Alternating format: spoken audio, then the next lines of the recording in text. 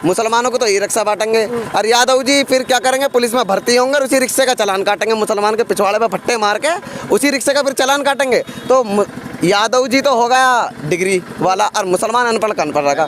5,000 करोड़ की उनकी खुद की संपत्ति है, कौन सी पार्टी क्या खरीदेगी उन्हें, कैसे खरीद पाएगी, कितनी है, किसकी हैसियत क्या है। दलित मुसलमान करो विचार, कब तक सहोगे अत्याचार। महिलाएं कितनी साथ हैं असदुद्दीन ओवैसी की पार्टी के साथ? सर कल देखिए आप कितनी महिलाएं साथ हैं, बिल्कुल दमखम के साथ आपको देखने के लिए मिलेंगी महिला। क्या नाम है?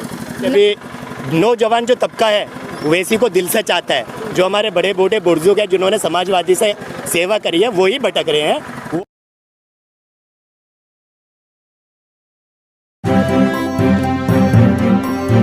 मीडिया वॉइस, आपकी आवाज। नमस्कार, मैं कंचन सिंह, महिला जिला अध्यक्ष हापुड़। तो आप महिला जिला अध्यक्ष हैं, महिलाएं कितनी साथ हैं असदुद्दीन ओवैसी की पार्टी के साथ? सर कल देखिए आप कितनी महिलाएं साथ हैं, बिल्कुल दमखम के साथ आपको देखने के लिए मिलेंगी। महिला पूरी सपोर्ट में है क्योंकि महिलाओं को वो उनके प्रति काम कर रहे हैं। ओबीसी साहब जिन्होंने महिलाओं को आज़ाद कराया, बाबा साहब भीमराव अम्बेडकर ने ही हमें पर्दा प्रथा हो या फिर हमें शिक्षा के क्षेत्र में आगे बढ़ाया है, उन्हीं के नक्शे कदम पे चल रहे हैं। तो महिलाएं ऑब्वियसली उनके साथ हैं, पूरा सपोर्ट कर रही हैं। अच्छा, वंचित और शोषित समाज की बात तो मायावती भी करती हैं, सपा भी करती है, असदुद्दीन ओवैसी साहब कर रहे हैं, तो उसमें नया क्या है? क्यों जाए दलित और वंचित समाज?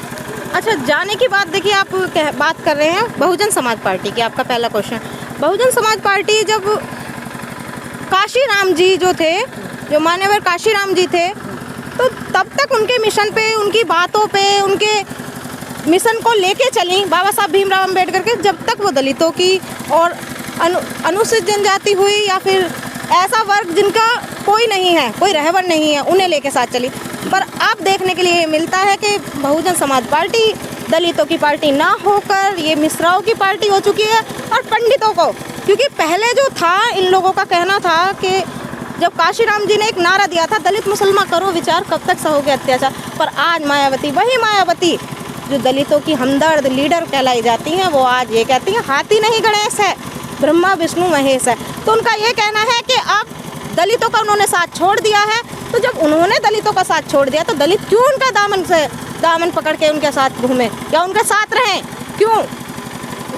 और अब मुझे ये लगता है कि कोई भी दलित अब की स्थिति को ये दिखाते हुए, दर्शाते हुए, जिस तरह की स्थिति बनी हुई है, कोई भी दलित अब उनके साथ नहीं है।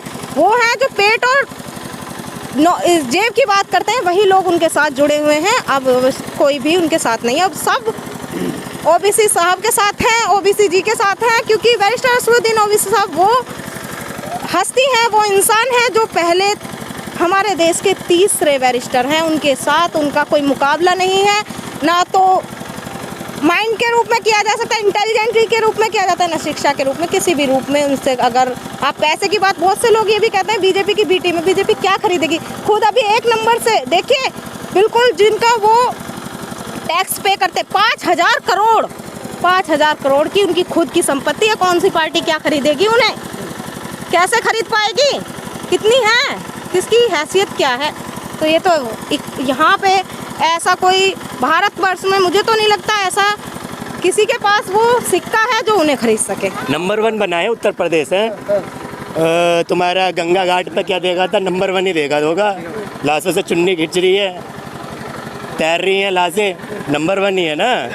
देश का राज्य सबसे, भारत का सबसे मजबूत राज्य है, नंबर 1 ही है। दलितों के साथ अत्याचार हो रहा, रेप हो रहे, नंबर 1 है ना। और काय में नंबर 1 लोगे भाई साहब?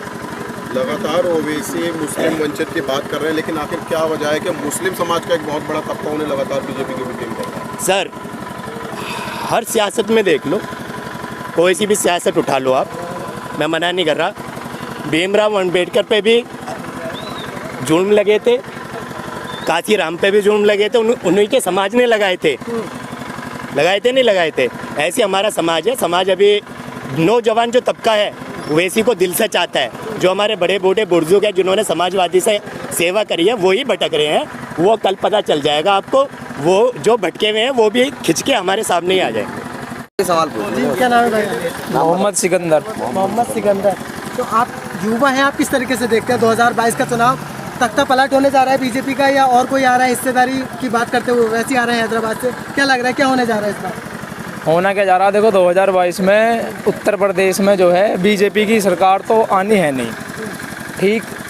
और इस बार जो है उत्तर प्रदेश में तगड़ा घमासान होना है राजनीति में, क्योंकि ओवैसी साहब ने कदम रख दिया उत्तर प्रदेश में। और रखने के बाद में होना क्या है, अब जितने भी हैं, जितनी मुस्लिम सीट हैं और जिन पर मतलब अपने ये हैं वाल्मीकि समाज है और दलित समाज है, वो मुस्लिमों के सपोर्टर हैं, साथ में ही है। और पहली मर्तबा थोड़ी ना चुनाव लड़ रहे हैं उत्तर प्रदेश से, दूसरी मर्तबा लग रहा है। पहली बार तो सुपड़ा साफ हुआ था, दूसरी बार पहली मर्तबा कब लड़े थे चुनाव? 2017 में भी मैं बताऊंगा कितनी सीटों पर लड़े थे भाई साहब पहली मरतबा? 38 सीटों पर लड़े थे। 38 सीटों। तो मैं आपको बात बताऊं, 38 सीटों पर लड़े थे सभी जमान तब दोगे तो धीरे धीरे जब पैर जमाएंगे जब भी। तो अब मान लो आज पौधा लगाते हैं, क्या एकदम फल मिल जाएगा क्या? धीरे धीरे ही तो फल बढ़ता, पेड़ बढ़ता है जभी तो फल मिलता है। तो आप मान्य इन पे जो काशीराम जी ने पार्टी बनाई थी, इन पे भी खूब इल्ज़ाम लगे थे नहीं कि ये भी बीजेपी RSS के लिए काम कर रहे हैं, लेकिन उन्हीं की फिर पार्टी ने आगे जाकर 4 बार मारती कि हमने भी मुसलमानों भी दलितों ने भी मुख्यमंत्री बनाया। और भैया देखते हैं ओवैसी साहब भी, ओवैसी साहब के हम साथ हैं बिल्कुल एकदम हर चीज़ से। देखो मेरी फर्स्ट वोट थी 17 में, हमारी 17 में विधायक जी को जो मौजूदा विधायक है बसपा के, अब तो खैर बसपा में सपा में भी उनका पता नहीं है, लेकिन हमने असलम चौधरी को जीती, चाहे वो सपा में थे चाहे वो बस में। जी सपा से इतना खपा सपा से खपा इसलिए हैं क्योंकि हम आपको बात बताएं 1989 में जब सरकार बनी थी पहली दफ़ा सपा की, तो वो बीजेपी के समर्थन से ही बनी थी, ठीक है जी। उसके बाद मुलायम सिंह को उसे टैग मिल गया तो वो भी हमारे मुसलमानों ने दिया। अब मैं आपको एक बात बताऊं कि ये जो हज हाउस दे दिया या लैपटॉप दे दिया, इससे हमारे समाज का भला नहीं होगा।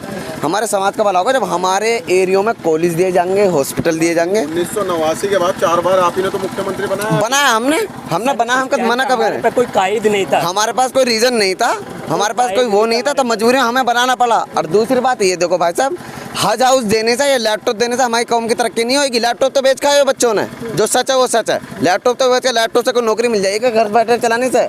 हमारे कौम को तरक्की जब मिलेगी जब हमारे कॉलेजों में एरियो में हॉस्पिटल खुलेंगे, डिग्री कॉलेज खुलेंगे। हमारे यहाँ दूर दूर तक डिग्री कॉलेज नहीं है, इंटर कॉलेज भी यहाँ से 5 किलोमीटर दूर है डासना में, जहाँ हमारी बहन बेटे हमारे बच्चे जो पढ़ने जाती हैं। यहाँ कोई इंटर कॉलेज भी नहीं है जो गवर्नमेंट कॉलेज यहाँ से 5 किलोमीटर दूर है। जब हमारे एरिया में कॉलेज खुलेंगे, डिग्री कॉलेज खुलेंगे, इंटर कॉलेज खुलेंगे, जब भी तो हमारे समाज तरक्की होगी। अब इन्होंने कह दी कि जब अखिलेश यादव की सरकार बनेगी तो हम मुसलमानों को ई रिक्शा बांटेंगे। अब एक बात तो बताओ भाई साहब, ये MY समीकरण है क्या?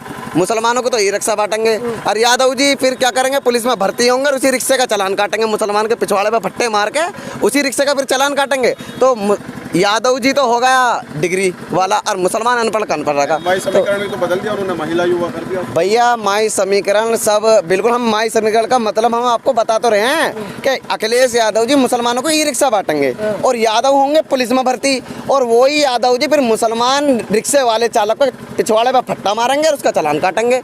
तो मुसलमान रहेगा अनपढ़ का अनपढ़ रिक्शे में ही, और यादव जी अपना SDM SHO वो तो चलता ही है उनके उसमें भैया। चलिए।